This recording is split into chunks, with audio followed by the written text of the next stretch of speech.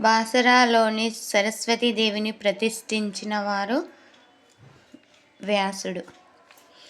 భూషణ వికాస శ్రీ ధర్మపుర నివాస దుష్ట సంహార నరసింహ దురిత దూర అనే మకుటంతో నరసింహ శతకం రాసిన వారు శేషప్ప కవి.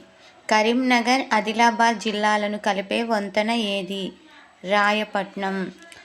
హలుడు 700 కథలతో ప్రాకృత భాషలో రాసిన గ్రంథం ఏది? బృహత్ కథ.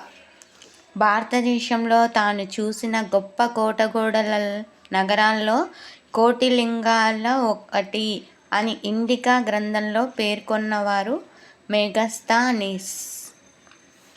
మంతాని పూర్వం నామం ఏమిటి? Mantrakutanam, Mantrapuri. Like, share and subscribe. Thank you.